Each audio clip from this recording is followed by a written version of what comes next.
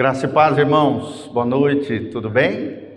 Vamos iniciar orando, nos consagrando ao Senhor. Hoje nós vamos continuar nossa aula sobre teologia, né? Faltou um pedacinho para a gente finalizar esse bloco, esse assunto. E aí logo em seguida nós vamos entrar na cristologia, tá? Teologia, o estudo acerca de Deus, tá bom? Theos, Deus. Logia, estudo. E cristologia, não precisa nem explicar, né? Ciência, o estudo acerca de Jesus. Antes de nós começarmos, vamos orar. Pai, nós estamos aqui na Tua casa, nesta igreja preciosa, ó Deus, ensinando aos nossos amados acerca de quem é Deus, Pai, o Deus da Bíblia Sagrada, o Deus que se revela a nós, Suas criaturas, mas também filhos de Deus, através dos méritos de Jesus.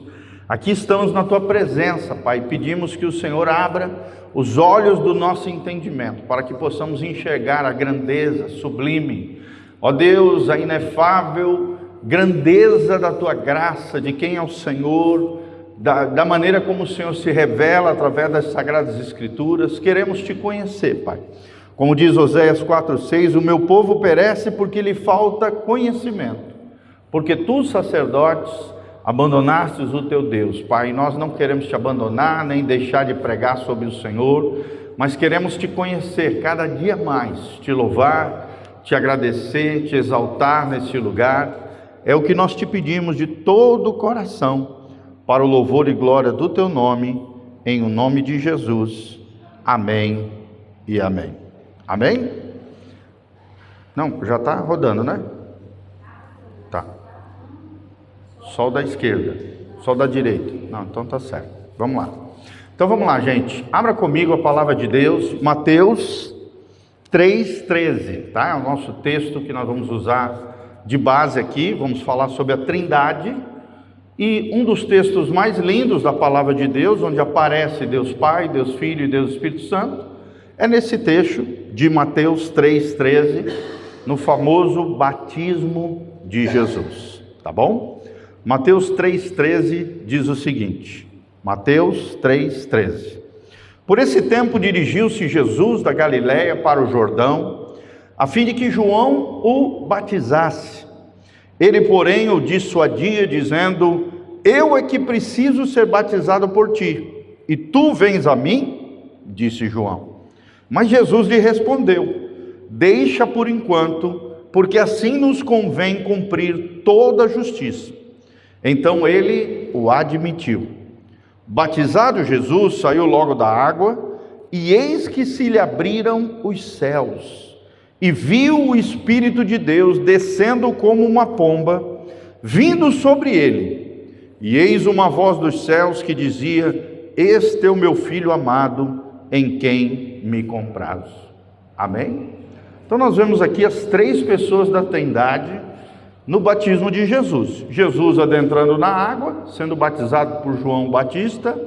Vemos o Espírito Santo vindo sobre ele, né, no formato, através de um formato materializado ali, o Espírito de Deus descendo como uma pomba, vindo sobre ele nesse momento.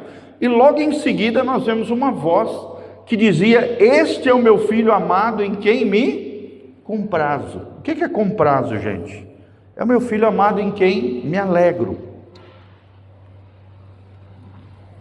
Olha que coisa tremenda, no batismo de Jesus o Pai se alegrou, o Espírito Santo desceu sobre ele na forma de uma pomba, né, em forma corpórea de uma pomba, e o Filho estava ali, fazendo a vontade do Pai, não porque ele havia pecado, Jesus nunca pecou, mas para ser um modelo e uma referência para nós.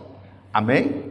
Vamos falar junto? Jesus se batizou, não porque ele tenha pecado, mas porque ele serviu de uma referência, de um modelo para cada um de nós. Amém? Quem quer seguir o modelo de Jesus? Dá um glória a Deus. Daí a importância do batismo cristão. E é interessante que Jesus não era criança. Ele foi apresentado como menino, como criança, diante do sacerdote, diante da profetisa Ana, diante do templo, dos maiorais do templo, mas foi batizado aos 30 anos de idade, no início do seu ministério, quando já era adulto, tá? E Jesus é o nosso modelo, é a nossa referência. Mas interessante aqui, eu peguei esse texto porque aqui aparece claramente a Trindade, o Pai, o Filho e o Espírito Santo. Amém? Quem crê na Trindade aí, dá um glória a Deus. Então nós vamos falar os elementos básicos da Trindade, tá? Para que você aprenda, para que você anote. Depois nós vamos disponibilizar esse PowerPoint aqui para você. E o que der para anotar, vai anotando aí, vai aprendendo, vai ser bênção no nome de Jesus. Então, primeiro uma definição do que é a Trindade divina. Deus existe eternamente como 3 pessoas distintas: o Pai, o Filho e o Espírito Santo. Cada pessoa é plenamente Deus e há um só Deus. Amém? Vamos falar juntos? São 3 pessoas distintas, cada uma delas é plenamente Deus e há um só Deus. Então são 3 pessoas numa unidade perfeita, divina, onde cada uma delas são plenamente Deus, assim como o Pai é Deus, o Filho é Deus, o Espírito Santo é Deus, e os 3 unidos formam o que nós chamamos, a tradição cristã, evangélica, católica também, a Trindade divina, ou a triunidade divina. Tri de 3, unidade, um só Deus, tá bom? Divina por ser o próprio Deus, o Deus da Bíblia Sagrada. Tá joia? Então, texto-chave, Mateus 3, de 13 a 17. Se quiser anotar, é bom ter essa referência. E a definição que eu acabei de falar para vocês. Qual é o fundamento bíblico? Acabamos de ver, o batismo de Jesus. Mateus 3, de 13 a 17. O Pai fala, o Filho é batizado e o Espírito Santo desce. Amém? Quem aqui quer ser cheio do Espírito Santo? Dá um glória a Deus aí. Fala: Senhor, eu quero ser cheio do Espírito Santo. Outro modelo também bíblico da Trindade, outro momento também que aparece a Trindade é na Grande Comissão. No final desse livro de Mateus 28, 19, nós vemos aqui a Trindade de novo, né? Ide por todo mundo, pregai o Evangelho, ensinando-os a guardar todas as coisas, batizando-os em nome do Pai, do Filho e do Espírito Santo. Uma das perguntinhas que a gente faz quando a gente vai batizar os irmãos é se eles acreditam na Trindade, em Deus Pai, Deus Filho e Deus Espírito Santo. Se a pessoa chegar e dizer: não, pastor, eu não acredito, eu só acredito em Deus Pai, eu não posso batizar ele, porque o batismo é para aqueles que creem na Trindade divina.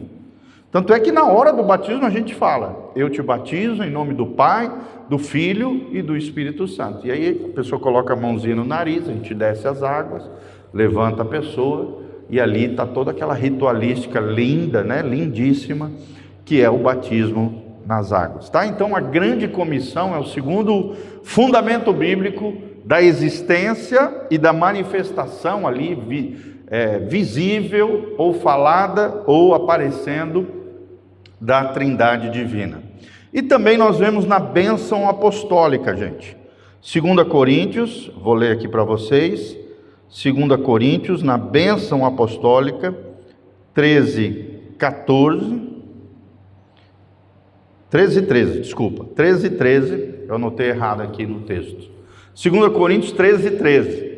Menciona aqui as 3 pessoas quando Paulo está abençoando a igreja que estava na cidade de Corinto. Ele diz assim: a graça do Senhor Jesus Cristo e o amor de Deus e a comunhão do Espírito Santo sejam com todos vós. Amém? Então nós vemos Jesus Cristo sendo mencionado, o amor de Deus, Deus Pai aqui aparecendo, e a comunhão do Espírito Santo, as 3 pessoas da Trindade, na bênção apostólica do apóstolo Paulo, em 2 Coríntios 13, tá? Só coloca certinho, aqui no telão está 14, eu errei na hora da digitação, é 13:13, tá bom? Amém? Vamos que vamos? Quais são as evidências bíblicas para cada pessoa da divindade? Então nós vamos ver agora cada personagem da Bíblia Sagrada. O Pai aparece lá na criação, né, como ser criador de todas as coisas, tanto é que a gente chama ele de Adonai, né, o Deus Criador, o El Shaddai, o Deus Todo-Poderoso. Ele que tem toda a autoridade, lá em Marcos 14:36, o Pai tem toda a autoridade e ele quem planeja a redenção. Está lá em Efésios 1:4, gente. Então o Pai é o Criador, o Pai tem toda a autoridade, o Pai planeja a redenção, mas aí logo em seguida nós vamos ver o segundo personagem, o Filho. O Filho foi aquele que cumpriu a missão do Pai, no que a gente chama de encarnação, e o Verbo se fez carne, habitou entre nós e vimos a sua glória, a glória como do unigênito de Deus Pai. Encarnação, João 1:14. O Filho também é aquele que em vários momentos, né, no seu ministério recebeu adoração. As pessoas quando recebiam um milagre, eram libertas, o que acontecia? As pessoas iam lá, se curvavam, adoravam a Jesus. E Jesus em momento nenhum disse, não, peraí, não me adorem, adorem a Deus. Ele não fez isso, gente. Jesus recebeu adoração. Por que Jesus podia receber adoração, gente?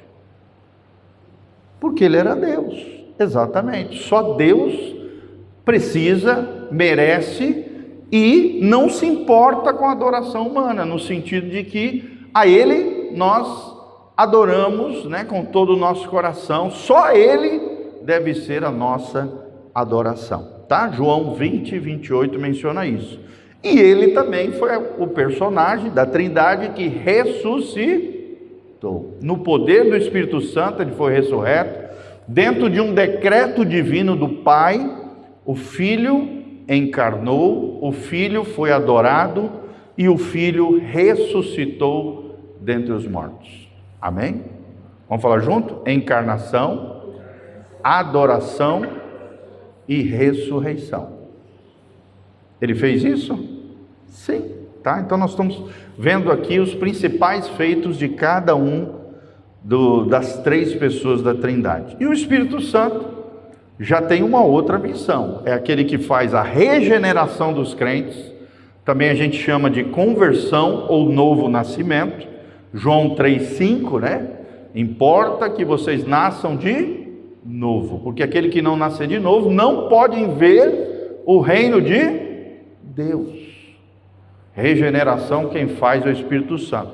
Através da pregação da palavra, o Espírito Santo age no coração dos seres humanos e eles são tocados, transformados, chamados à salvação pela graça de Deus e mediante a fé eles recebem a salvação, a vida eterna em Cristo Jesus, o nosso Senhor.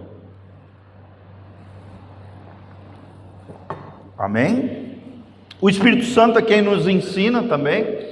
O próprio Jesus disse, olha, eu estou indo para o céu, estou subindo para lá, mas eis que vos deixarei um Consolador. Ele vos fará lembrar tudo aquilo que eu vos tenho dito. Então nós vemos que o Espírito Santo, além de ser o Consolador, ele também é o nosso mestre, é aquele que nos ensina. Por isso, sempre que a gente vai ler a Bíblia, gente, nós temos que pedir auxílio de quem, gente?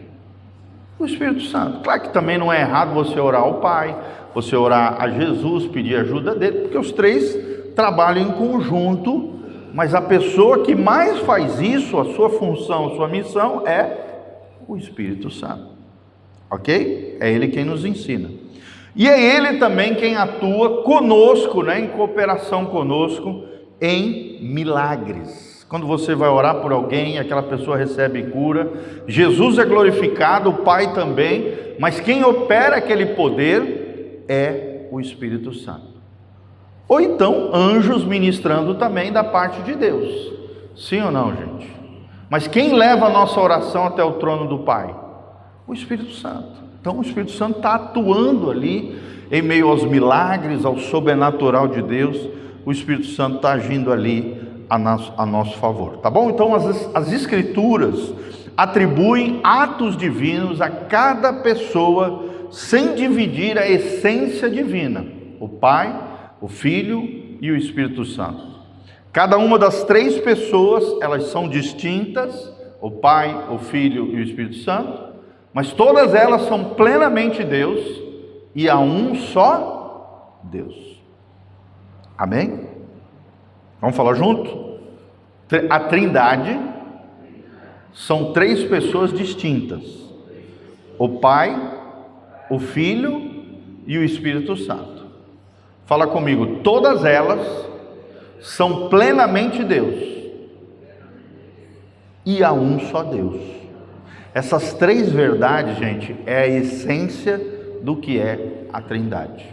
Então, se alguém te perguntar o que é a Trindade bendita, o que é a Trindade divina, o que significa a triunidade de Deus, quem é o Deus da Bíblia Sagrada? Melhor resposta: são três pessoas distintas, o Pai, o Filho e o Espírito Santo, todas elas são plenamente Deus e há um só Deus. Ok? Então, quais são alguns erros históricos, tá, que houveram dentro da história da igreja, bem básico aqui, sem complicar muito? Quais são os erros históricos sobre a Trindade ao longo dos séculos? O primeiro deles é chamado de modalismo. Modalismo no sentido de modo, tá? De modo. Quem fez isso foi Sabélio, um personagem da história da igreja que virou um herege. Por quê? Porque ele dizia que o Pai, o Filho e o Espírito Santo são máscaras de um único Deus. Ou seja, são modos distintos de Deus Pai aparecer. O Filho é um modo diferente do Pai. O Espírito Santo é uma máscara do ser divino. E a refutação bíblica para esse ensinamento errado de Sabélio, o nome desse personagem, é que Jesus ora ao Pai. Ali não é uma máscara falando, é uma pessoa. E que o Espírito intercede por nós com gemidos inexprimíveis, levando as nossas orações na direção do coração de Deus. Ali não é uma máscara, não é um modo diferente de Deus se apresentar, não. São três pessoas que têm vontade, que têm emoções, têm sentimento, têm mente, têm intelecto, têm todas as características de uma persona, de uma pessoa. Ok? O Pai fala, o Filho fala, o Espírito Santo fala conosco. Sim ou não, gente? O Pai tem sentimentos, claro que todos eles perfeitos, diferentemente de nós. O Filho também tem sentimentos, emoções. Jesus chorou, a Bíblia diz. Jesus se alegrou com as criancinhas. Jesus tinha sentimentos como nós. Sim ou não? A diferença é que os sentimentos de Jesus não estavam afetados pelo pecado. Os nossos muitas vezes estão. E o Espírito Santo também. A Bíblia diz que o Espírito Santo entristece. O Espírito Santo se alegra. O Espírito Santo se apaga. Nós podemos ser cheios do Espírito Santo. Então ali não é uma máscara, não é um modo de Deus se apresentar aos homens, que é o que o modalismo ensinava, tá? Então geralmente quem acredita nesse modalismo diz que só existe Deus Pai. E aí eles dizem que nos 4 evangelhos Jesus se apresenta como um modo diferente ou uma máscara do divino nos 4 evangelhos. E depois, através da era da igreja, quem se apresenta para nós, ou um modo diferente de Deus se apresentar, é através do Espírito Santo. Mas não é isso que a Bíblia diz, gente. Deus continua agindo, o Filho também está entronizado à destra de Deus Pai, sim ou não? Ele habita no coração dos crentes que creem nele através do Espírito Santo. Então as 3 pessoas da Trindade continuam agindo, se movendo, operando, cada um dentro das suas funções distintas, diferentes, mas sempre em harmonia e de forma perfeita. Amém? Todo mundo entendeu? Alguma dúvida com relação a isso? Beleza?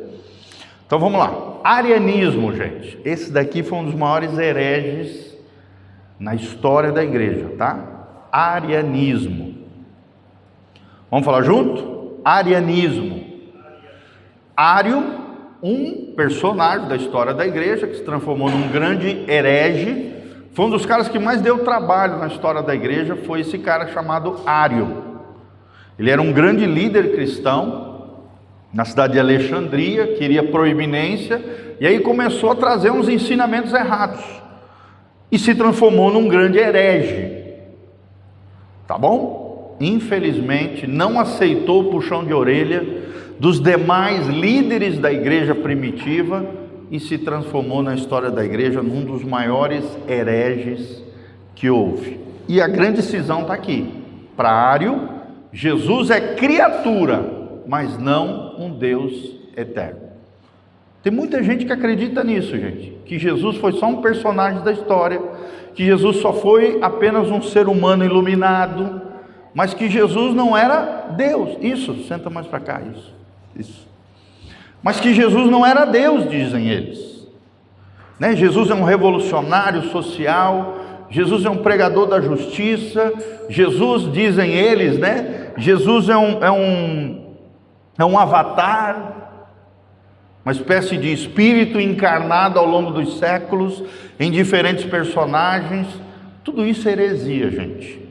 Jesus é Deus e Jesus também é homem. Vamos falar junto? Jesus não é criatura, Ele é o Criador, juntamente com o Pai e juntamente com o Espírito Santo. Fala comigo, Jesus é plenamente Deus e plenamente homem. Gente, isso aqui é uma das coisas mais básicas do cristianismo. Se você não acreditar na divindade de Cristo, você está trilhando um caminho para o inferno. Porque nisso a gente não pode errar, gente. Isso é um elemento básico, é um axioma do cristianismo, uma coluna dorsal, vertebral. Se você fugir dela, você perde a salvação. E infelizmente é o que provavelmente aconteceu com Ário, tá? Dentro da história da igreja. Então a refutação a esse ensinamento equivocado, errado, de que Jesus é criatura e não um Deus eterno, é, na Bíblia, a refutação, João 1:1. No princípio era o verbo, ou seja, o logos divino, o princípio divino, e o verbo era Deus. Está aqui, ó. Esse versículo já mata o arianismo. Fala comigo, o verbo, o logos divino, o Deus encarnado, Jesus era Deus e continua sendo Deus. Amém? Ele sempre foi Deus, ele foi também Deus quando encarnou entre os homens e continua sendo Deus lá no céu. Jesus continua sendo homem lá no céu, gente? Sim ou não? Quem acredita que sim, levanta a mão. Sim, é claro, ele continua sendo plenamente Deus e plenamente homem. Uma vez eu perguntei isso na cela, a maioria não sabia responder, gente. É um elemento básico. Jesus, ele ressuscitou com um corpo glorificado, mas um corpo humano glorificado. Então ele continua sendo homem, porque ele é o nosso representante, é o nosso advogado fiel, ele está sentado à direita de Deus Pai. 1 João capítulo 2 diz isso: filhinhos, eu não quero que vocês pequem, mas caso alguém pecar, saibam que nós temos um advogado à direita de Deus Pai, Jesus Cristo. Amém? Então ele continua sendo plenamente Deus e plenamente homem, com um corpo ressurreto, o corpo da sua glória, o mesmo tipo de corpo que eu e você teremos, glorificado, ressurreto, ou arrebatado, glorificado, diante de Deus.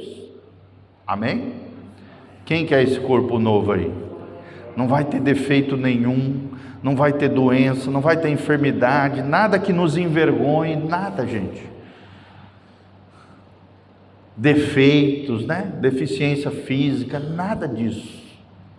É um novo corpo glorificado. Todas as doenças que nós temos nessa vida, nessa terra, vão ficar para trás. e nós teremos um corpo glorificado, assim como a primícia daqueles que dormem, que ressuscitou dentre os mortos, que foi Jesus de Nazaré. Amém? Quem acredita nisso? Dá glória a Deus. Então, essa é a maneira de nós rebatermos o arianismo, tá? Tem outra heresia ao longo da história da igreja chamado subordinacionismo, de subordinar, tá? Que é um ensinamento equivocado, como se o Filho, com F maiúsculo, que é Jesus, fosse inferior ao Pai em essência. Coloca Deus Pai como o mais poderoso, né? Como uma essência superior divina, e o Filho como subordinado ao Pai, no sentido que, como se ele fosse inferior ao Pai. Mas isso não é verdade, gente, porque eles são coiguais. Vamos falar junto? Coiguais, coeternos e cossubstanciais. Vamos falar de novo? Coiguais, coeternos e cossubstanciais. Ou seja, tem a mesma substância, tem a mesma... todos os três são eternos, e deles procede toda a eternidade, inclusive a nossa. Nós só temos vida eterna, porque essa vida eterna procede de quem, gente? Do Deus eterno, do Cristo eterno, do Espírito Santo, que também é eterno. Amém? E são coiguais, ninguém é maior do que ninguém. Dentro das relações entre eles, é claro que o Filho, enquanto estava nessa terra, ele estava submisso ao Pai, sim ou não? Dentro da sua função, dentro da sua missão. Mas isso não significa que ele é inferior ao Pai. A refutação está aqui em João 10:30, gente. Eu e o Pai somos um. Acabou. Nós somos coiguais, coeternos, consubstanciais. Temos a mesma essência, os mesmos atributos. O Pai é todo-poderoso, o Filho também é todo-poderoso, e o Espírito Santo também é todo-poderoso. O Pai é onisciente, o Filho é onisciente, o Espírito Santo também é onisciente. E assim por diante, ele usufrui todos os três das mesmas substâncias, da mesma essência, dos mesmos atributos.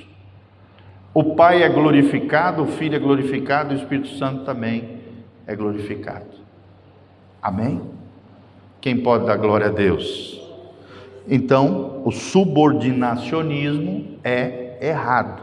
É uma grande heresia, tem que tomar bastante cuidado para não cair nela, tá bom?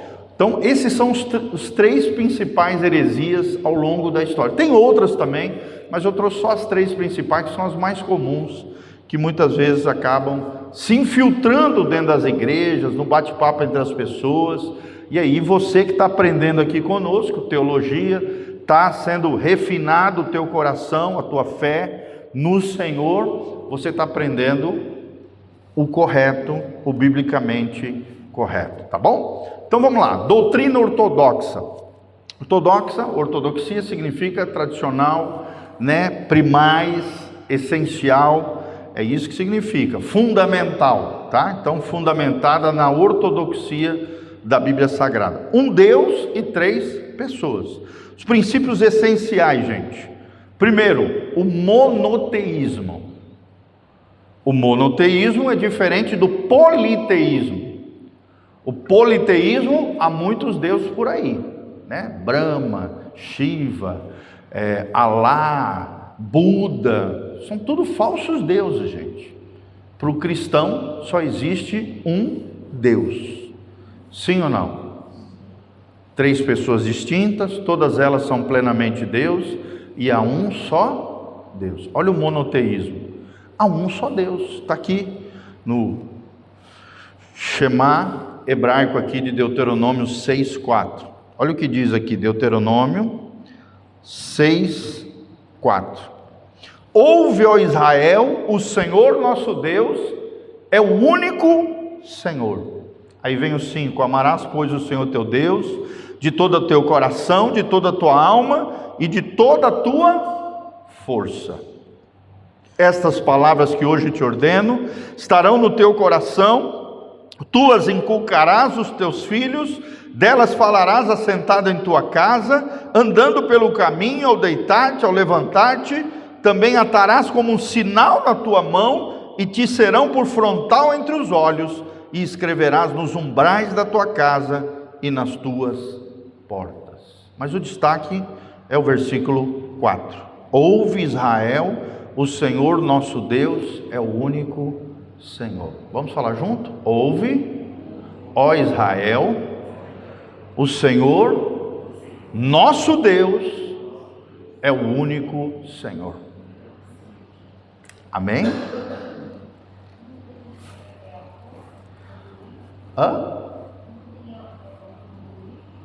Monoteísmo. Espera aí, eu não estou te ouvindo. Ah, sim, Gruden é o nome de um teólogo que eu estou usando como base aqui, tá? Wayne Gruden é o nome dele. Eu botei Gruden só para mencionar que quem menciona isso, quem ensina isso, um dos maiores teólogos dos nossos dias é Wayne Gruden, que é o material que eu utilizei para preparar as aulas para vocês, tá? Então Gruden aqui é o sobrenome dele, tá bom? Wayne Gruden, W. Gruden, ok? Um grande teólogo americano que nos ensina tudo isso que a gente está passando para vocês, ok? Mas todos os cristãos de verdade, todos os evangélicos, todos os protestantes de verdade, verdadeiros, acreditam no monoteísmo. E o que ensina o monoteísmo? A um só Deus. Outra coisa, como eu falei, são três pessoas: o Pai, o Filho e o Espírito Santo são distintos. Três pessoas distintas, ok? Está aqui a referência, João 15, 26. E também, como eu falei, a igualdade divina. Cada pessoa é plenamente Deus. O Pai é Deus, o Filho é Deus, o Espírito Santo é Deus. São coiguais, coeternos, consubstanciais. Isso é muito importante, nós não podemos errar nisso também, ok? Então, o Pai é o Deus e Pai de Jesus Cristo, nosso Senhor. Romanos 15, 6, Paulo utiliza esse título para Deus Pai, né? Se alguém te perguntar, mas quem é o Deus da Bíblia? É o Deus e Pai de nosso Senhor Jesus Cristo. Uma excelente resposta. É o Deus da Bíblia Sagrada. É outra boa resposta. É o Deus de Abraão, Isaque e Jacó. É uma ótima resposta também. É o Deus de Israel. É o Deus do seu povo. Também está certo. Isso também. Amém? Então, o Filho. Quem é o Filho, gente? É o nosso grande Deus e Salvador. O Pai deu a missão, o Filho executou. E se transformou no nosso Senhor e Salvador. Senhor, a palavra no original aqui é Kyrios ou Curios. Senhor, possuidor da vida, aquele que nos dá a vida, aquele que é o nosso dono. E Salvador, aquele que morreu por nós na cruz do Calvário, nos salvando da perdição eterna. Tito 2, versículo 13, tem essa terminologia: Jesus, nosso grande Deus e Salvador. E o Espírito, também, 2 Coríntios 3,17, o Senhor é o Espírito. Senhor, aqui de novo a palavra Kyrios ou Curios. O Senhor é o Espírito. Ok? O Espírito Santo com E maiúsculo. Sempre que aparecer E maiúsculo, gente, é uma referência ao Espírito de Deus, ao Espírito Santo, como a gente chama, tá bom? Quer anotar mais alguma coisinha? Deu? Mas depois eu passo para vocês isso aqui, tá bom? Beleza? Vamos lá, avançando. Quais são as obras da Trindade? Unidade e distinção, gente. O papel do Pai, como eu falei, é a obra divina. É Ele que fez essa obra linda, o universo, a criação. É claro que o Espírito Santo participou e o Filho também, mas o Criador, famoso que nós chamamos de Criador, quem fez a obra divina, a criação, quem planejou todas as coisas foi Deus Pai. E Deus Pai também enviou o seu Filho, também o chamou e nos chama também. E também é Ele quem santificou o seu Filho e nos santifica, né? Quem fez com que Jesus permanecesse santo e quem nos santifica, nós que somos pecadores, precisamos ser santificados. Então, o papel do Pai, obra divina, criação, planejamento de todas as coisas, enviar o Filho, chamar os crentes e santificar os filhos de Deus. Amém? Jesus participa também da santificação do crente, gente? Sim ou não? E o Espírito Santo também participa? Sim, porque os três trabalham em conjunto, os três trabalham em harmonia, tá bom? Segundo lugar, o papel do Filho, gente, foi Ele que executou o planejamento do Pai. Foi Ele que veio entre os homens, habitou entre nós, morreu na cruz do Calvário, ressuscitou, ascendeu aos céus e hoje está assentado à direita de Deus Pai. É o Filho quem nos salva, é o Filho quem nos redimiu de todo pecado, nos purificou. É o Filho quem intercede por nós também. Está sentado à direita de Deus Pai. E o Espírito Santo, gente, qual é o papel do Espírito Santo? É Ele quem nos dá vida, o pneuma, o Espírito de Deus, o sopro de vida. É Ele quem aplica a redenção no nosso coração, quem nos redime, quem aplica a salvação, a redenção no nosso coração, e é Ele quem nos capacita na santificação. Hoje eu falei sobre isso. No videozinho, quem assistiu o devocional, falei sobre isso, Romanos 6. Que diremos, pois, né? Acaso dessas coisas? Quer dizer que se nós, quanto mais nós pecarmos, mais a graça de Deus, né? Como se a graça de Deus fosse um aval para você continuar pecando. Paulo fala, não, de maneira nenhuma. Vocês foram salvos pela graça. Vocês agora têm poder, o poder do Espírito Santo, que graciosamente opera em vós. E vocês podem vencer o pecado. O pecado não terá mais domínio sobre vós. Porque vocês já não vivem mais debaixo da lei do pecado, mas sim debaixo da graça de Deus. Amém? Quem aqui vive debaixo da graça de Deus? Dá um glória a Deus. Fala comigo, eu vivo, já não mais debaixo da lei do pecado, mas eu vivo debaixo da graça de Deus.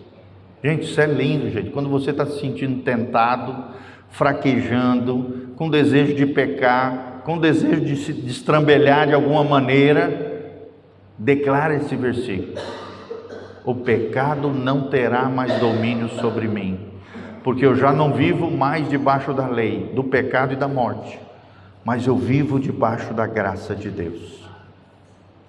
É onde a Bíblia diz, onde abundou o pecado, finalzinho do capítulo 5, superabundou a graça de Deus, ou seja, a graça é maior do que o pecado. Quem está conectado com a fonte da graça, que é Deus, tem poder suficiente e recursos da parte de Deus para vencer o pecado na sua vida. Amém? Então todas as pessoas, para terminar aqui, agem em harmonia, mas com funções distintas. Pode ver, ó, são 3 pessoas distintas, todas elas trabalham em harmonia umas com as outras, mas há um só Deus e Pai, e o Filho e o Espírito Santo, cada um deles com funções distintas. Ok? Beleza? Alguma dúvida até agora? Tudo certinho? Não tenho vergonha de fazer qualquer pergunta, tá? Aí eu vou repetir a pergunta de vocês aqui para ficar registrado na gravação. Vamos lá. Mistérios e limites da compreensão humana, gente. Alguns paradoxos, ou seja, algumas coisas que parecem ser contrárias, difíceis de entender, mas que são saudáveis para nós. Então, primeiro, gente, não é triteísmo. O que é isso? Não são 3 deuses, São três pessoas distintas e um só Deus. Há um único Deus. Há um único o quê? Ou seja, uma única essência, mas três quem? Três pessoas distintas. Então não é três deuses, né? O judeu, ele fala isso, ele alega que nós cristãos não somos monoteístas, só eles. Porque eles não conseguem entender a Trindade, que na verdade nem nós compreendemos com toda a sua grandeza e dimensão, porque é um mistério divino, como diz os antigos, né? É um mistério divino. Mas o que a gente consegue compreender é isso que vocês estão aprendendo comigo hoje. Amém?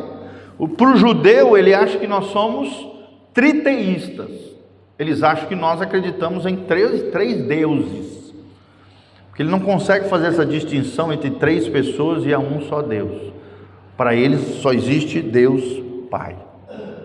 Jesus para eles foi apenas um profeta, um grande personagem da história judaica, um grande rabino, mas nada mais que isso, apenas um homem. E o Espírito Santo é o Espírito de Deus, mas não é Deus para eles só Deus Pai, ok? Agora para nós, são três pessoas distintas, todas elas são plenamente Deus, e há um só Deus. Não é também hierarquia, como eu falei, né? Não tem uma subordinação funcional e nem inferioridade ontológica. Na verdade, assim, a subordinação é funcional, mas não uma inferioridade ontológica. O que é ontológica? Uma inferioridade quanto ao seu ser, como se o Filho e o Espírito Santo fossem menor que o Pai. Não é isso. Eles são subordinados um ao outro em amor, eles se relacionam em amor. Os antigos chamavam de pericorésia, é uma grande festa, é uma grande celebração celestial, uma harmonia perfeita, são coiguais, coeternos, consubstanciais, desfrutam de uma mesma essência, de uma mesma substância. Todos eles são plenamente Deus e há um só Deus, mas são três pessoas distintas. Como eu dei o exemplo, quando Jesus estava na terra, ele dizia, né, as palavras que eu vos ensino não vêm de mim, mas são aquelas que eu ouço do meu Pai. Você vê aqui uma subordinação funcional, porque o Pai tinha dado uma missão e o Filho estava executando aquela missão. Sim ou não, gente? E depois nós vemos que o Espírito Santo também glorifica o Pai e o Filho, numa subordinação funcional, ok? Que é diferente de uma inferioridade ontológica. O que vocês vão fazer? O que deu, Edna? O quê? Ah, tá. Pegar o quê? Ah, tá. Tá bom. Não, só para saber o que era. Vamos lá, gente. Analogias limitadas, tá? Tentativas humanas para explicar a Trindade. Por quê, gente? Porque em vários elementos da natureza existem elementos que podem tentar de forma limitada explicar a triunidade de Deus. Por exemplo, a mesma água, ela pode aparecer em três estados diferentes. Sim ou não, gente? Ela pode ser sólida, o gelo, por exemplo. Ela pode ser líquida, a água que você está bebendo num copo. E ela pode ser gasosa, um vapor de água, quando, por exemplo, você está fazendo a sauna. É o vapor de água subindo naquele lugar, naquele ambiente. Sim ou não? A fumaça de uma água que está esquentando uma chaleira é um vapor.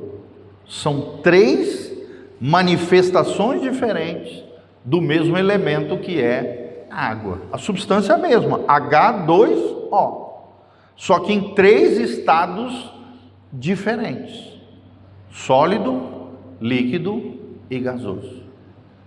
Tá bom, gente? O Sol também. O Sol é outro exemplo, ele é um astro.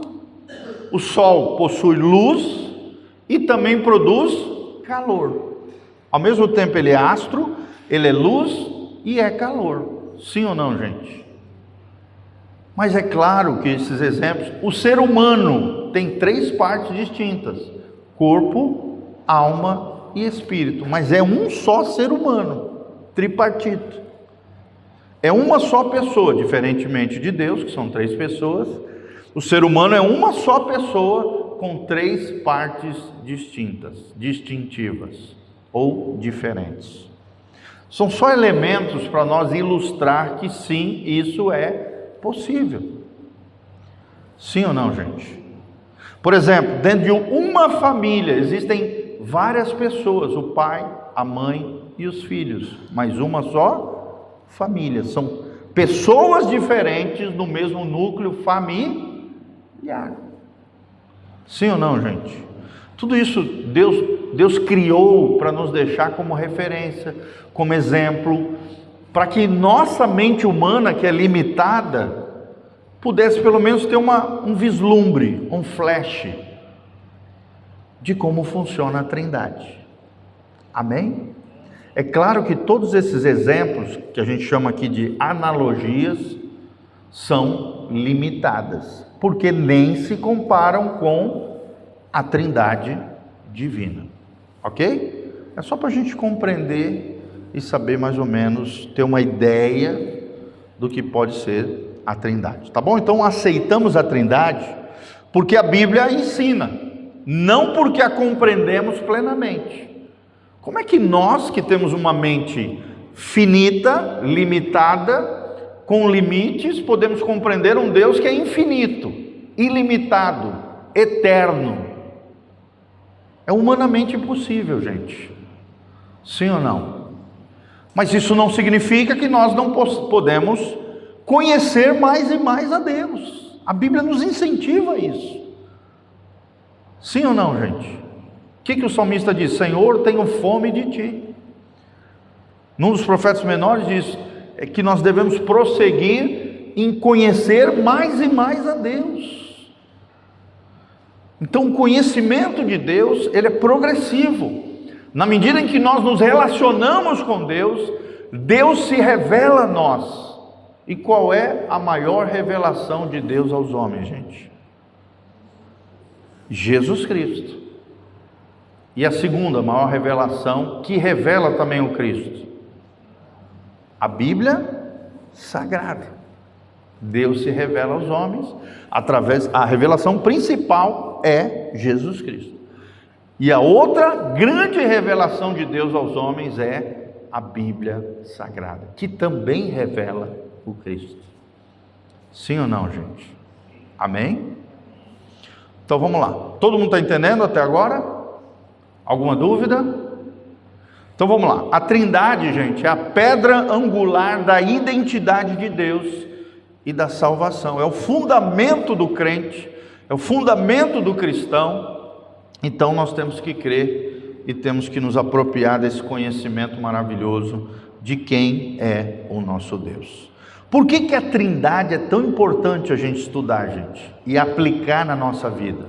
Como é que nós podemos aplicar esse conhecimento da Trindade divina? Em primeiro lugar, gente, para que a gente possa adorar corretamente.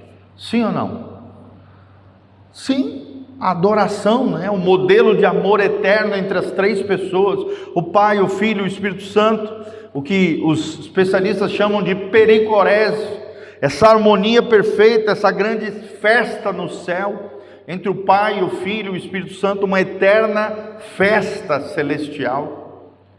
Tudo isso, querido, nos leva a adorarmos a Deus em amor. É importante isso ou não, Jaiminho?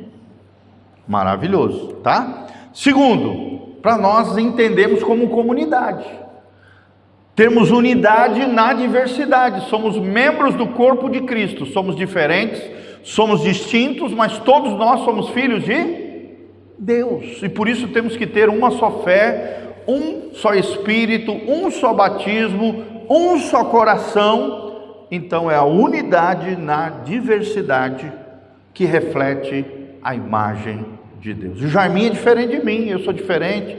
Cada pessoa, a Edna aqui, a Maria Rosa, cada um de nós somos diferentes. E é isso que nos enriquece. A começar pelo casamento, gente. No casamento, marido e mulher já são diferentes, os filhos são diferentes, sim ou não? Meu Deus, totalmente diferentes um do outro. E essa diversidade reflete a imagem de Deus. É o que Paulo fala lá em Efésios 3, da multiforme sabedoria de Deus. Vamos falar junto? Multiforme sabedoria de Deus. Ou seja, através da igreja, do corpo de Cristo, da comunidade local e universal de Deus, que é a igreja, nós vemos as diferenças entre as pessoas, e essas diferenças nos enriquecem, porque através da relação uns com os outros, nós vamos crescendo cada dia mais a imagem de Jesus Cristo. Olha a importância da comunidade, gente.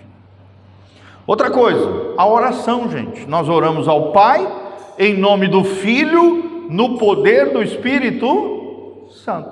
Essa é a teologia bíblica da oração. Fala comigo, eu oro ao Pai, em nome do Filho, no poder do Espírito Santo. Qual foi a oração modelo que Jesus nos deixou? Pai nosso que está nos... Qual é a direção que Jesus nos deu? Orar ao Pai. Em nome de quem? Do seu Filho. E tudo isso nós fazemos no poder de quem? Do Espírito Santo. Essa é a teologia da oração. Orar ao Pai, em nome do Filho, no poder do Espírito Santo. Tá bom? Então, é tremendo esse ensinamento. E por último, a nossa missão. O batismo trinitário, né? Quando você está batizando alguém, né? Os pastores, os líderes, as pessoas que estão batizando. Esse batismo trinitário, eu te batizo em nome do Pai, do Filho e do Espírito Santo, expressa um discipulado integral. Significa que já foi ensinado quem é o Pai, quem é o Filho e quem é o Espírito Santo. Para que a pessoa creia de forma consciente quem são as três pessoas da Trindade, gente. Porque senão o batismo não é válido. Você está no meio de um mover, fala, quem quer ser batizado aqui? O cara nem sabe quem é o Pai, quem é o Filho, quem é o Espírito Santo, nem sabe o que é Trindade, não sabe como o Espírito Santo atua no coração, não sabe quais são, né, os principais posicionamentos que um discípulo de Jesus tem que ter. Aí pega, a pessoa tem uma experiência emocional, mas não real com Deus, gente. Por isso que nós fazemos questão. Cada pessoa que quer se batizar, a gente faz um acompanhamento, ou com um obreiro, ou com um pastor nessa igreja. E a gente ensina essas três coisas: quem é o Pai, quem é o Filho, quem é o Espírito Santo, o que é o batismo, quais são os principais pecados que a gente precisa abandonar, como que a gente pode andar em novidade de vida, na nova vida que Jesus, né, nos ensinou. Senão a pessoa não se batiza de forma consciente. Sim ou não, gente? Sim. Então vamos lá. Respostas a objeções contemporâneas com relação à Trindade, tá? Porque o tema aqui é Trindade. A Trindade, muitos dizem, ímpios aqui, né? É invenção da igreja do século IV. Esse negócio de Trindade é uma invenção por causa de Constantino e tal, papapá. E a resposta é a evidência bíblica explícita, está no texto sagrado. Mateus 28, 19, Mateus 3, ali 13 a 17, que eu li para vocês. E é implícito também em Gênesis 1, 26. Quando ali a Trindade diz, façamos o homem à nossa imagem e semelhança. Ali façamos é um verbo no plural. O Pai, o Filho e o Espírito Santo está criando o homem do nada, ex nihilo, do nada, criando o ser humano para que ele fosse uma expressão da sua imagem e da sua semelhança. Então está ali uma evidência bíblica, não é uma invenção do século IV, como dizem os ateus, os ímpios, né? As outras religiões contrárias à fé cristã. Outra objeção é: como Jesus pode ser Deus e orar a Deus? Resposta: dentro de uma comunhão entre as pessoas da Trindade. O Filho ora o Pai, o Espírito Santo também ativo ali naquela oração e assim por diante. João 11, 41 a 42. É o texto que nos responde com relação a essa objeção, tá? Outro, isso não é ilógico, esse negócio de trindade, 3 pessoas, há um só Deus, isso é uma confusão, dizem eles, isso não é ilógico? E a resposta cristã é: mistério não é contradição. Não é porque você não compreende que não existe, não é porque você não vê o oxigênio que não existe o oxigênio, e o vento, que é a manifestação do oxigênio, do ar na natureza. Você não está vendo o oxigênio, o O2 ali, mas está ali. Porque se você fechar um quarto, um cômodo e tirar todo o oxigênio daquele ambiente, você vai morrer. Não é porque você não vê, não é porque você não entende que não existe. Então, mistério não é contradição. A matemática aceita. 1 vezes 1 vezes 1 é igual a 1. Olha só, tem a matemática, né? 1 vezes 1 vezes 1 igual a 1. Uma pessoa, Deus. Outra pessoa, vezes outra pessoa, que é Jesus. Vezes outra pessoa, que é o Espírito Santo. É igual a um só Deus. Olha que legal. A matemática diz que sim, isso é possível. 3 pessoas distintas, há um só Deus. Ok, gente? Esses são os principais elementos que nós estamos ensinando aqui sobre a teologia, tá bom? Então hoje nós encerramos aqui a questão da teologia. Agora nós vamos entrar no outro tópico, vamos entrar e vamos ver até onde a gente consegue avançar até as 9h30, tá bom? Então, o outro tema, cristologia. Todo mundo entendeu, gente? Alguma dúvida? Alguma pergunta? Até agora está bem explicadinho? Está dando para entender legal? Ok? Depois vai ficar tudo gravado, você pode assistir novamente, você pode anotar, tá? Todas as aulas estão sendo gravadas. No YouTube da igreja, gente, é aberto para todo mundo. No YouTube do Pastor Giovanni é fechado só para quem é assinante do canal, tá? Entendeu? Então, no canal do Pastor Giovanni faz parte de alguns materiais que nós vamos deixar fechado para quem é assinante do meu canal, que tem mais seguidores e tal. Mas no site da igreja, por causa de vocês, que são os nossos aluninhos aqui, nós deixamos aberto as nossas aulas do Instituto Bíblico, ok? Então vamos lá, teologia sistemática, que é o estudo organizado acerca de Jesus, Cristo, tá? Cristologia chamada. Então, primeira frase que quero deixar para vocês: Cristo é o centro das Escrituras, da história e da vida cristã. Quem escreveu isso foi Wayne Grudem, que é o teólogo que nós estamos usando aqui como base desse material, tá bom? Ele diz também: creia, adore e proclame o Cristo das Escrituras. É o Cristo, é o nosso Senhor, é o nosso Salvador, então precisamos. Qual é a natureza de Cristo, gente? Primeiro, como eu já falei, ele é plenamente Deus e plenamente homem. Vamos falar junto? Jesus, bem alto, Jesus é plenamente Deus e plenamente homem. Ok? Tem gente que fala 100% Deus e 100% homem. Só que não é que esteja errado, que é uma heresia, não. É para as pessoas às vezes poderem compreender, tá? Mas o mais correto é usar o termo plenamente. Por quê? Porque 100% é uma métrica, sim ou não? É uma medida. 10% é uma medida, 20% é uma medida, 50% é uma medida, 100% é uma medida, sim ou não? E como é que a gente pode medir um Deus que é imensurável, que é ilimitado, que é infinito? Então o termo mais correto, gente, é plenamente Deus. Vamos falar junto? Plenamente Deus. Às vezes alguns teólogos usam 100% para que a pessoa consiga compreender a plenitude de Deus, usam essa referência, tá? Ok? Então, a pré-existência eterna, como nós já falamos, João 1:1, e o verbo era Deus, e o verbo estava com Deus, todas as coisas foram criadas por meio dele, e sem ele, nada do que foi criado se fez. Então nós vemos que Cristo sempre existiu, ele se encarnou no ventre de Maria, ele adentrou no mundo dos homens, mas Jesus já existia antes, gente? Sim ou não? Sim, ele é Deus e Deus é eterno.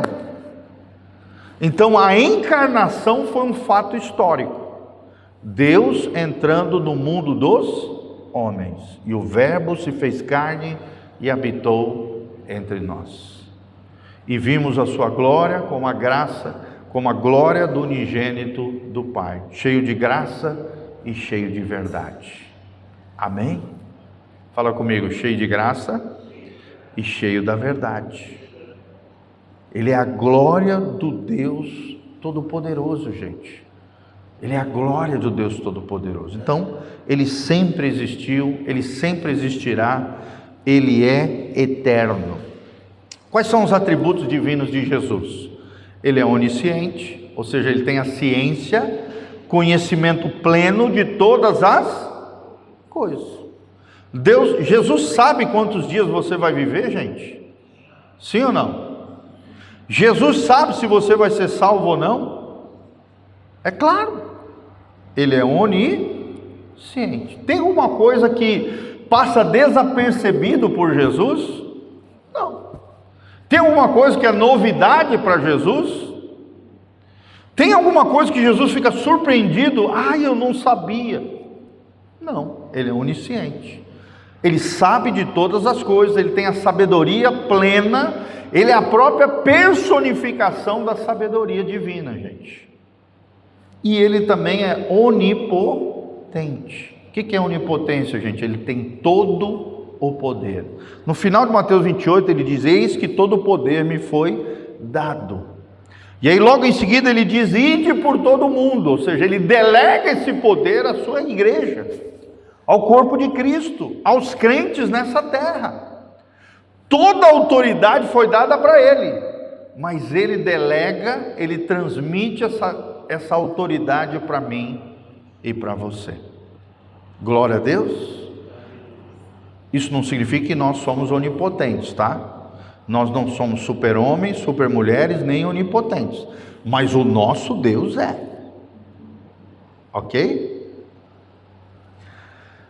Adoração recebida, como eu já falei, né? Jesus pode receber adoração, gente? Devemos adorá-lo, ok? Está aqui os textos aqui, João 20, 28, Hebreus 1, 6. Então, ele também foi homem, nasceu da Virgem Maria, então nós vemos o elemento humano ali, nasceu de mulher, da semente da mulher, de forma milagrosa, espiritual, por concepção misteriosa do Espírito Santo. A parte divina quem deu foi o Espírito Santo, a parte humana quem deu foi a mulher, a Virgem Maria. Isaías 7,14 e Lucas 1,35. Eis que a Virgem dará um filho. Amém? É milagre isso? Sim ou não, gente? É possível uma mulher hoje conceber um filho sem a semente de um homem? Sim ou não? Não. Uma única vez esse milagre aconteceu, e somente no ventre da Virgem Maria. Ela era virgem, ela nunca tinha sido tocada por um homem. E ali o Filho de Deus também se transforma, ele é gerado pelo Pai como filho do homem. Fala comigo, Jesus é o Filho de Deus, mas também o Filho do homem. Qual é o evangelho que mais aparece o termo Filho do homem? Vamos ver se vocês sabem. Lucas, exatamente. Por quê? Porque Lucas tem como missão principal apresentar Jesus como o homem perfeito. Lucas escreveu o seu evangelho para os gregos, e os gregos exaltavam eles eram antropocentristas. A centralidade de todo o universo estava no homem. O homem é a medida de todas as coisas. E aí, para ganhar o coração dos gregos, Lucas escreve de forma extraordinária e usa 52 vezes o termo filho do homem, apontando Jesus como um homem perfeito, que os gregos estavam falando ao longo da história e buscando. O Logos divino, a palavra encarnada. Então isso é lindo, é maravilhoso, tá bom? Teve limitações humanas, Jesus? Sim. A Bíblia diz que Jesus teve fome na tentação, teve sono, sofreu, chorou, né? Menor versículo da Bíblia, João 11. E Jesus chorou. Então ele sofreu. A Bíblia diz lá em Hebreus que ele aprendeu por aquilo que ele sofreu. Teve sono, teve fome, teve sede. Você lembra quando ele chegou ali no poço de Jacó? Tenho sede, dá-me de beber. E aí a mulher cede água para ele. E aí Jesus diz: olha, se você soubesse quem vos pede água, você viria para mim e pediria água de mim. Porque a água, se eu der da água que eu tenho, né, que eu sou, que era o Espírito Santo aqui, uma referência ao Espírito Santo, você nunca mais terá sede.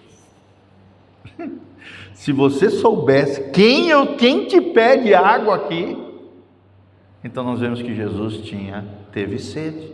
Ele era um homem, ele era um ser humano como eu e você, com as nossas limitações humanas. Ele se esvaziou, tomando a forma de servo, foi semelhante aos homens, diz Paulo em Filipenses 2, foi obediente até a morte de cruz. Por isso Deus o exaltou e lhe deu um nome que é sobre todo nome, da qual todo joelho se dobre, toda língua confesse que Jesus Cristo é o Senhor, para a glória de Deus Pai. Olha que coisa linda. E aqui, gente, a teologia chama dessa união entre a humanidade e a divindade, é chamado dentro da teologia, isso aqui pouca gente sabe, tá? Estou trazendo para você. Quando eu aprendi, nunca mais esqueci, anotei, aprendi, memorizei. Se chama união hipostática. Hipostática, união hipostática. O que significa isso, pastor? Duas naturezas na mesma pessoa. Natureza divina, natureza humana, estão divinamente unidas na pessoa bendita de Jesus de Nazaré. É o único ser humano que tem duas naturezas fundidas no mesmo ser, unificadas. Como é que se chama essa união? Hipostática. Tá bom? Duas naturezas, uma só pessoa, para sempre indivisíveis. Nunca mais se separa essas duas naturezas. É isso que os crentes no século V, no concílio de Calcedônia, definiram como a essência, a substância de quem é Jesus. Jesus tinha duas naturezas, uma pessoa, para sempre indivisíveis, que não se divide nunca mais. Não tem como Jesus ser só Deus, e nem como Jesus ser só ser humano lá no céu, não. Ele tem as duas naturezas, porque uma vez que ele assumiu a natureza humana, ele nunca mais largou essa natureza, e continua com ela lá no céu. Amém? Enquanto estava aqui na terra, entre os homens, tinha as limitações humanas, mas agora lá no céu, com um novo corpo humano glorificado, porque a morte não pôde retê-lo, nem o inferno tragá-lo, porque nele não havia pecado dele mesmo, a não ser os nossos pecados, que sobre ele foram lançados. Por isso o inferno não pôde detê-lo. E pelo poder do Cristo ressurreto, que é o Espírito Santo, ao terceiro dia ele ressuscitou. Quem pode dar um glória a Deus? Gente, isso é uma das coisas mais lindas do cristianismo. Amém? Entenderam o que é união hipostática? Duas naturezas, uma só pessoa, para sempre indivisíveis, que não se dividem nunca mais. Então, olha que coisa linda o credo da Calcedônia. O que são os credos, gente? Naquela época eles não tinham acesso à Bíblia Sagrada, como nós temos hoje. Inclusive chegaram Bíblias novas aqui, tá? Com letra extra gigante, para quem precisa de letra grande, chegaram. E chegou uma Bíblia de estudo também, 2 Bíblias com capas diferentes, extra gigante, que é o que mais a gente vendeu aqui na livraria. E também comprei umas 2 Bíblias de estudo, chamado Bíblia Esperança. Bíblia de Estudo e Esperança, tá bom? De um cara bem fera, que é o Luiz Saião, um dos maiores teólogos brasileiros. Ele é que faz os estudos dessa Bíblia, com vários estudos no meio da Bíblia ali, vários temas, vários estudos teológicos. Quem faz é o Luiz Saião, um hebraísta, um especialista em línguas originais, é um dos tradutores da Bíblia para o português, né? Nessas novas versões que saíram. É um cara extraordinário, é um cara que eu escuto muito, muito fera, muito bom. Por isso eu comprei 2 Bíblias dessas para estar ali na nossa livraria, tá bom? Mas voltando aqui, o que são os credos? Credo apostólico, credo de Calcedônia, e geralmente esses credos eram feitos ou pelos apóstolos, os primeiros credos, né? Ou então nas cidades onde se juntavam os teólogos, os pais da igreja, para combater alguma heresia daquela época específica. Eles se juntavam e estabeleciam credos. Credos eram o que, gente? É um resumo, uma síntese da doutrina cristã, que eles levavam para suas comunidades, a fim de que as suas comunidades memorizassem esses credos, para que eles não fossem enganados com heresias que vinham de fora e se infiltravam dentro das comunidades. Amém? Olha que coisa linda esse credo, tá? Fiéis aos santos pais, todos nós, aqui os pastores, os teólogos daquela época, perfeitamente unânimes, em um só coração, ensinamos que se deve confessar um só e mesmo Filho, com F maiúsculo. Quem é esse Filho? Nosso Senhor Jesus Cristo. Perfeito quanto à divindade e perfeito quanto à humanidade. Verdadeiramente Deus e verdadeiramente homem, constando de alma racional, ou seja, um Deus inteligente, um ser humano inteligente, e de corpo consubstancial com o Pai. Tinha a mesma substância, a mesma essência que o Pai. Segundo a divindade e consubstancial a nós, ou seja, era semelhante a nós, seres humanos. Segundo a humanidade, em tudo semelhante a nós, excetuando o pecado, gente. Fala comigo, Jesus foi semelhante a nós, ele só não tinha pecado. A única diferença entre Cristo e nós, enquanto a humanidade, é que nós já nascemos no pecado. Jesus nasceu sem pecado, viveu nessa terra sem pecado e triunfou sobre o pecado. Quem pode dar uma glória a Deus? Então, lembre-se disso, tá? Exceto o pecado, gerado segundo a divindade pelo Pai, antes de todos os séculos. Olha que interessante, não foi criado pelo Pai, ele foi gerado, porque ele sempre existiu. Nós já falamos da pré-existência de Deus e de Jesus e do Espírito Santo.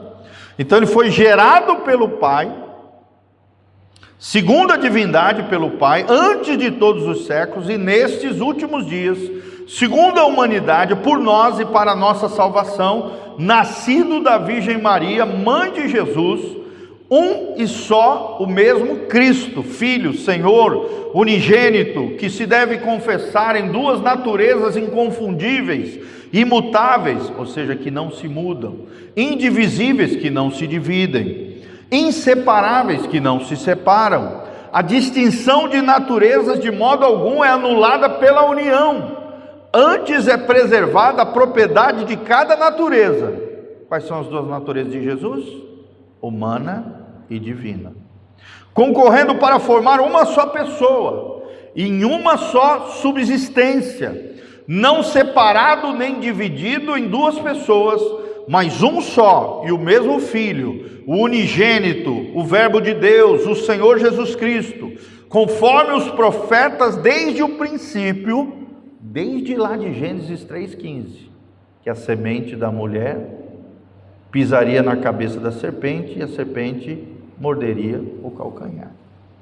Está lá, primeira palavra profética, é chamado de proto-evangelho, Gênesis 3,15, desde lá, foi mencionado pelos profetas, como diz aqui, né?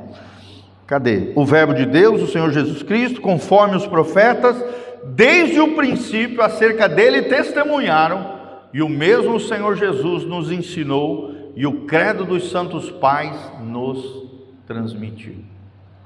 Então, por que os pais da igreja primitiva, ou primeva, né?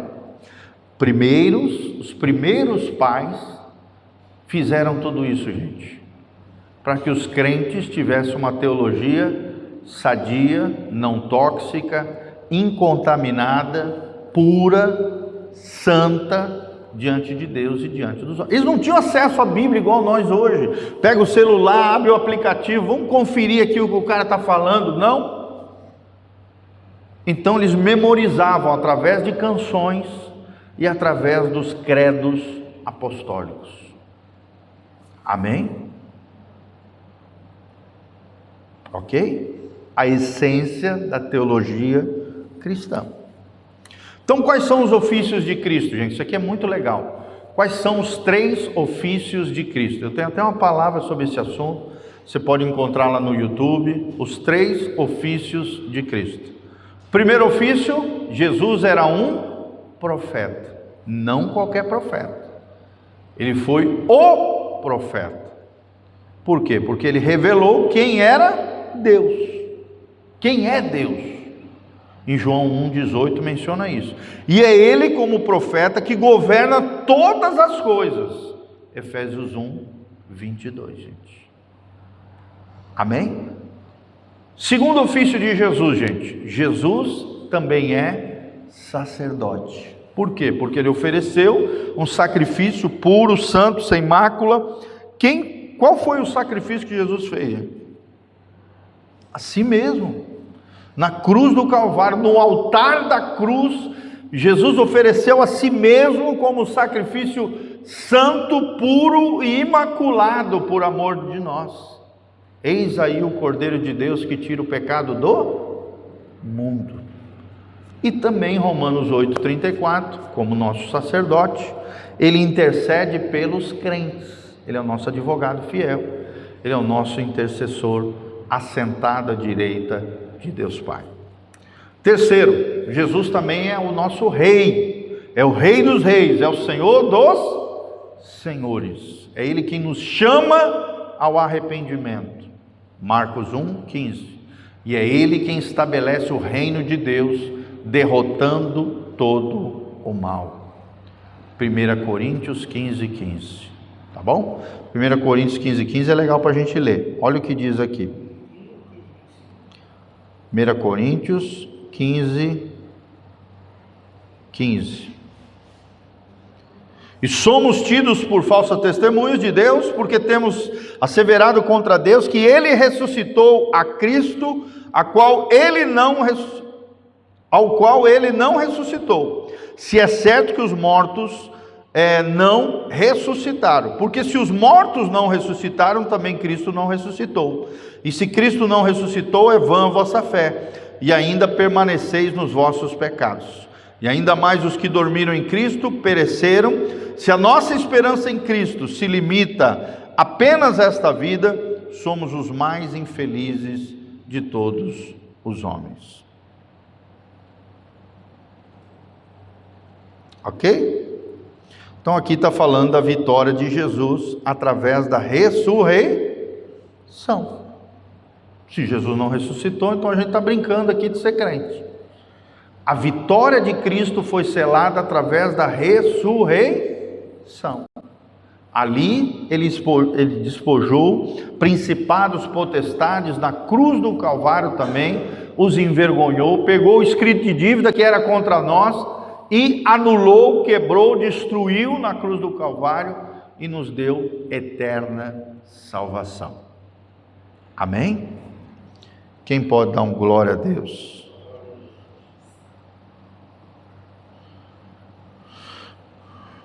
Ok? Continuando, então, Jesus era 3 ofícios, vamos falar junto? Profeta, sacerdote e rei. Então, se alguém perguntar para você quais são os 3 ofícios de Cristo, você vai dizer: Jesus era profeta, Jesus era sacerdote e Jesus foi rei. Nenhum ser humano unificou esses 3 ofícios numa pessoa só. Só Jesus de Nazaré. Pelo contrário, muitos que queriam ser 2 coisas dessa daqui se deram mal.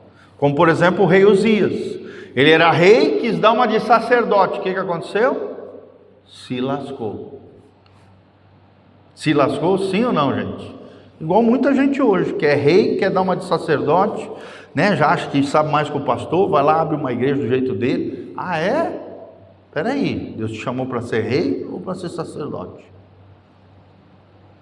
Ah, não, porque eu sou profeta. E não é chamado por Deus? Vai, infelizmente, se dá muito mal. O único rei, profeta e sacerdote numa só pessoa é Jesus de Nazaré. Ok? A gente até pode ser sacerdote e profeta, porque todos nós somos sacerdotes de Deus, sim ou não, gente? A Bíblia diz, nós somos reis e nós somos, linhagem real, mas nós não somos reis. Rei só tem um, Jesus de Nazaré. Mas nós somos sacerdotes, e você pode ter um chamamento profético, um chamado profético. Então, às vezes sacerdote e profeta, 2 ofícios podem ser, mas 3 não. 3 somente Jesus, ok? Então a encarnação, propósitos e significado. Por que se tornou Jesus homem? Por que Jesus se tornou homem? Por que foi tão importante Jesus se transformar no verbo de Deus que tira o pecado desse mundo, no Cordeiro de Deus imaculado? Por que Jesus teve que se encarnar entre os homens? Primeiro, para representar a humanidade. Ele é chamado na Bíblia de segundo Adão. O primeiro Adão lá no Éden falhou? Sim ou não, gente? E o segundo Adão, que é um dos títulos de Jesus, falhou? Não. Ele venceu o pecado, triunfou e hoje é justo e justificador de todo aquele que crê. Vamos falar junto? Jesus é o justo e justificador de todo aquele que nele crê. Olha que coisa linda. Ele é o segundo Adão. O primeiro falhou. O segundo falhou? Não. Pelo primeiro adentrou a morte a todos os homens. O segundo Adão veio, triunfou sobre o pecado e através dele veio a vida a todo aquele que crê. Por que foi importante a encarnação de Jesus, gente? Qual é o propósito, o significado? Por que Jesus se tornou homem? Para ser um sacrifício substitutivo. Alguém tinha que morrer no nosso lugar. Ele precisava ser a nossa propiciação. O sangue humano para a nossa redenção eterna. Hebreus 2:14, gente. Então, primeiro, para representar a humanidade. Segundo, para ser sacrifício substitutivo de todo aquele que nele crê. Pelo seu sangue nós fomos perdoados, redimidos, reconciliados com Deus.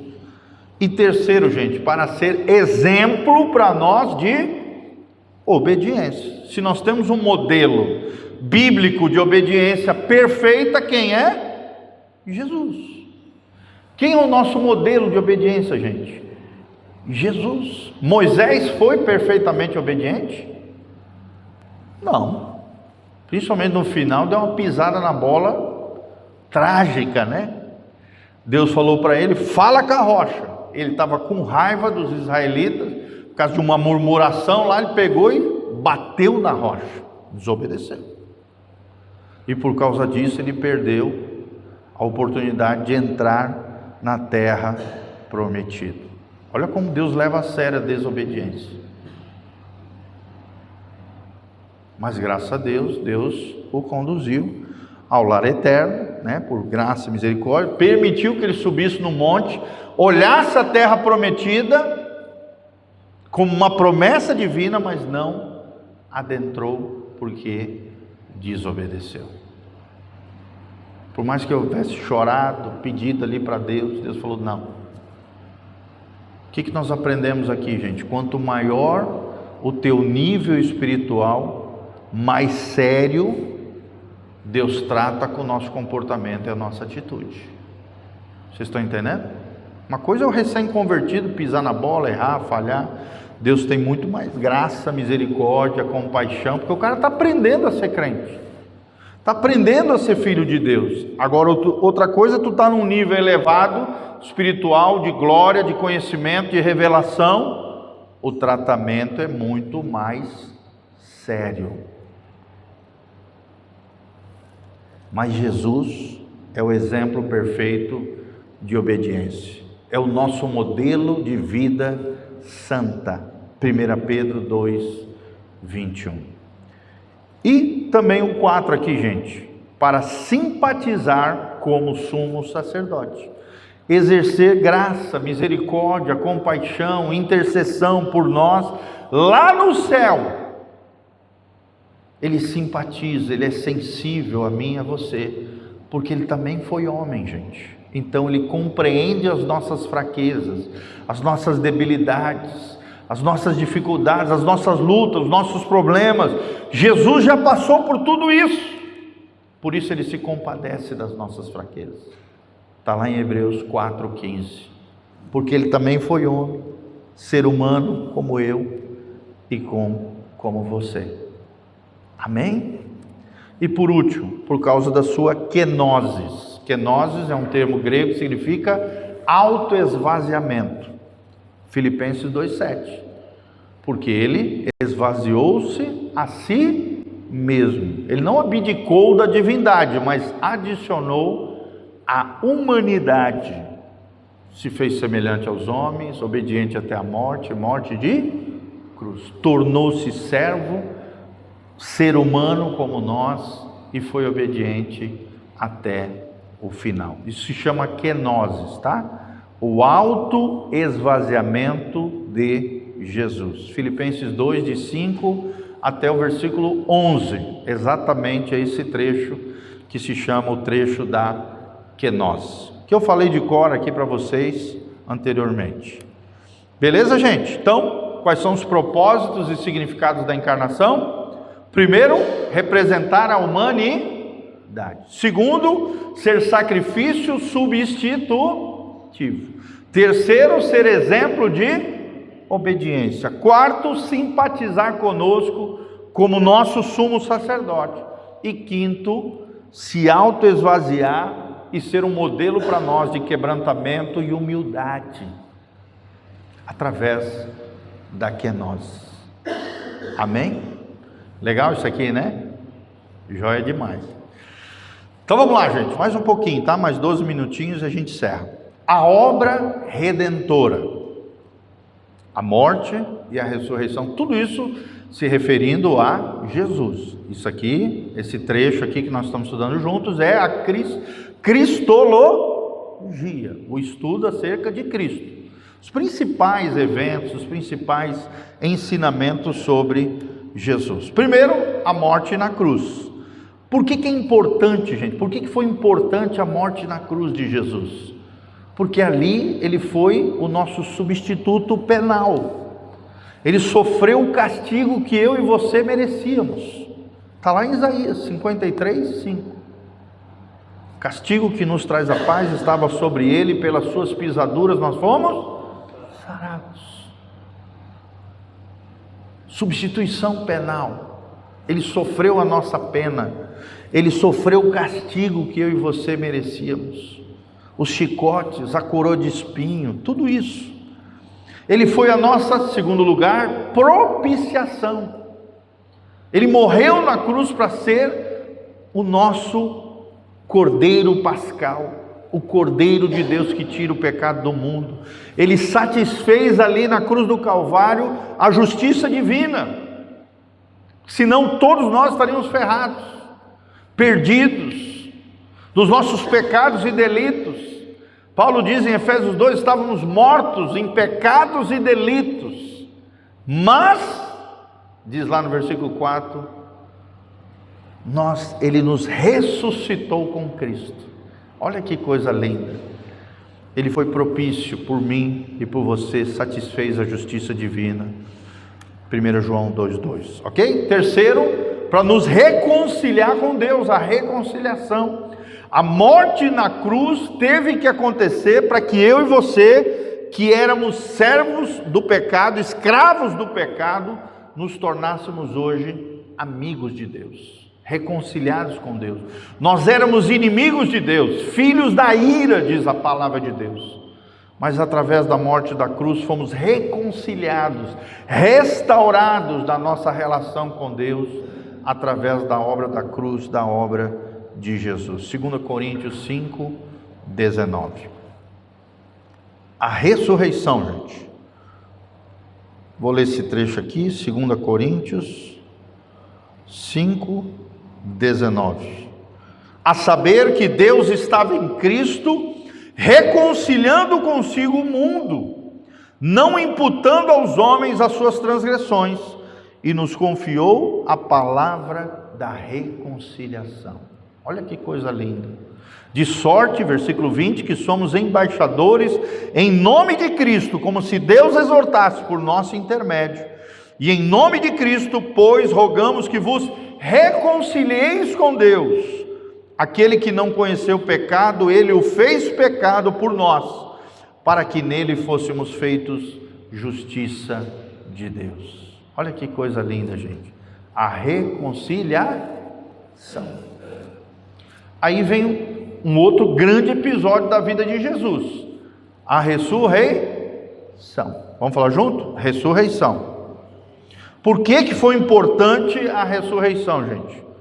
Porque aqui nós vemos um selo de aprovação de Deus, da obra de Deus, uma confirmação também da divindade de Jesus.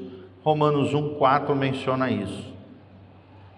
A ressurreição foi o selo da aprovação de que a obra de Jesus na cruz do Calvário valeu a pena, satisfez a justiça de Deus, a ira de Deus foi derramada, e o Pai selou, aprovou a obra do Filho.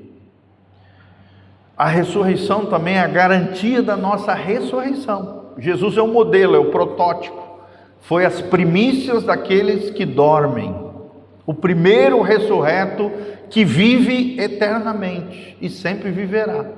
Assim como eu e você, um dia seremos ressuscitados e viveremos para sempre com Ele no lar celestial. Terceiro, a ressurreição também é a vitória sobre Satanás e a morte, gente. Através da ressurreição, Cristo venceu Satanás e a morte. Hebreus 2,14. Nós ainda não vencemos a morte, por exemplo, mas um dia nós venceremos, quando Jesus voltar em glória. Se estivermos vivos, seremos arrebatados. Se estivermos mortos, seremos primeiramente, antes dos vivos, ressuscitados. Amém? Que coisa linda, né? Hebreus 2,14 fala sobre essa vitória maravilhosa. Ascensão e ministério atual de Cristo, gente. A ascensão, vocês sabem, né? A subida de Cristo aos céus, está relatado lá em Atos 1,9. Eu vou ler aqui para vocês, Atos 1,9. Diz assim: dita estas palavras, foi Jesus elevado às alturas, à vista deles. Deles quem? As 500 testemunhas que viram Jesus ressurreto. E uma nuvem o encobriu dos seus olhos. Dos olhos de quem? Daqueles que viram a ascensão de Jesus. E estando eles com os olhos fitos no céu, enquanto Jesus subia, eis que 2 varões vestidos de branco se puseram ao lado deles e lhes disseram: varões galileus, por que estáis olhando para as alturas? Esse Jesus que dentre vós foi assunto aos céus, virá do modo como o vistes subir. Glória a Deus, gente. Então a ascensão de Cristo foi vista. Cristo ressurreto, diz a Bíblia, foi visto por mais de 500 testemunhas, gente.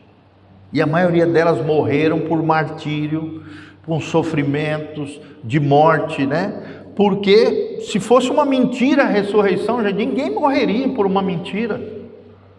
Sim ou não, irmãos? Sim. Mas por ser verdade, por eles testemunharem com seus próprios olhos o Cristo ressurreto ascendendo aos céus, eles não somente creram, mas sofreram e morreram pelo Cristo ressurreto. Então, vemos na ascensão, Jesus subindo e sendo coroado como rei. Vocês se lembram daquele salmo? Onde está, ó portas, as tuas... né? Tem um salmo que fala, né? Sobre os portais eternos, para que entrem o Rei da Glória. É isso aqui. Essa coroação como rei. Aqui profeticamente, o salmista está vendo a entrada triunfal de Jesus no céu. E isso é tremendo. Efésios 1:20 a 22 também menciona a coroação de Jesus como rei. Também uma preparação de um lugar para os crentes.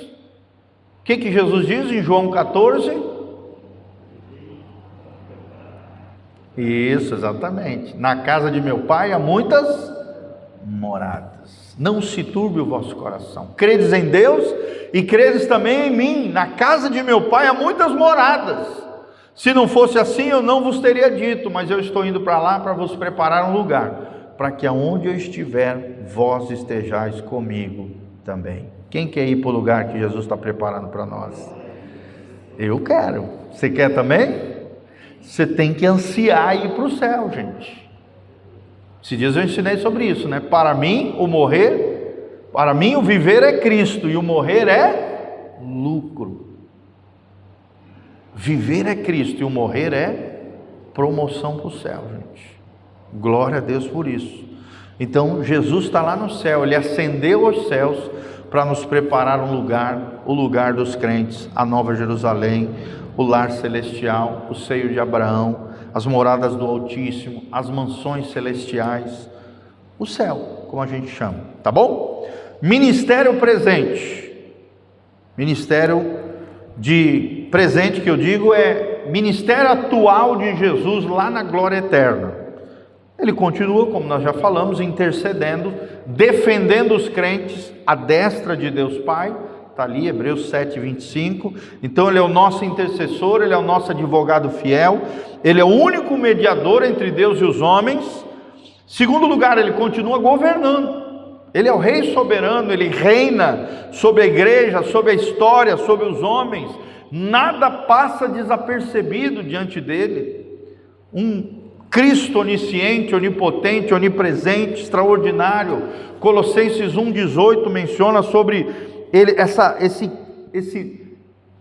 esse governo de Cristo sobre tudo e sobre todos. Também ele continua na dispensação de dons. Ele continua derramando dons entre os homens, edificando a igreja através dos 5 ministérios, através dos 20 e poucos dons, 9 deles sobrenaturais, o restante dons naturais, dons derramados sobre a igreja, dom de presidência, misericórdia, generosidade. Deus continua derramando dons sobre a sua igreja, sim ou não, gente? Sim. Quem é que despende isso? Quem é o dispenseiro fiel dos dons sobre a igreja? Jesus. É Ele quem edifica a sua noiva, sua igreja. Efésios 4:11 a 13. A igreja pertence a Ele, não é nossa, é dele. E nós vamos parar por aqui. tá bom? Os erros históricos. Deixa eu ver se falta pouquinho. Ah não, isso aqui vai ter que ir. Tá bom? Nós vamos parar por aqui. Quem foi abençoado aí? Dá um glória a Deus. Foi bom ou não foi, gente? Gostaram? Amém? Vocês são bem-aventurados. Glória a Deus. Vamos colocar de pé então, encerrar esse momento. Depois da oração, tu pode fechar, tá? Depois da oração. Faça um sinalzinho. Então você que está nos assistindo também, continue conosco, conectado. Nós sempre vamos trazer para você um conteúdo de qualidade, um conteúdo abençoado para o seu coração. Feche os seus olhos, coloque a mão no seu coração.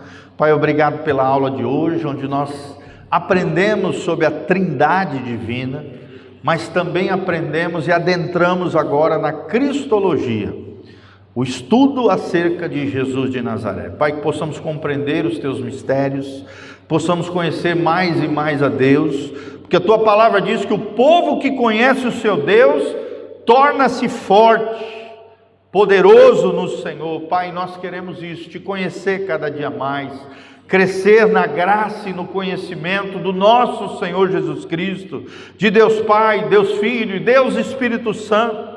Senhor, dá-nos um coração de aprendiz, um coração humilhado, humilde, quebrantado na tua presença, onde cada dia, Pai, possamos aprender coisas novas, maiores, melhores, extraordinárias, temos novas experiências contigo.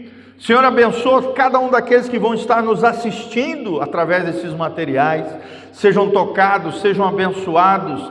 Ó Deus, a tua graça seja derramada sobre eles. Aqueles que não te conhecem, venham a te conhecer, te buscar. Gera neles fome e sede pela tua palavra, fome e sede pelo Cristo ressurreto, o nosso Senhor e o nosso Salvador. Que o teu Espírito Santo seja derramado sobre toda a carne. Aquele que invocar o nome do Senhor seja salvo, restaurado, liberto, curado, transformado pelo poder de Deus. Senhor, é o que nós te pedimos de todo o coração. Em o nome de Jesus, nos abençoa, se conosco. É o que nós te pedimos de todo o coração, em nome de Jesus. Amém e amém. Amém, meus amados? Deus abençoe, tá bom? A cada um de vocês. Tamo junto, pode fechar.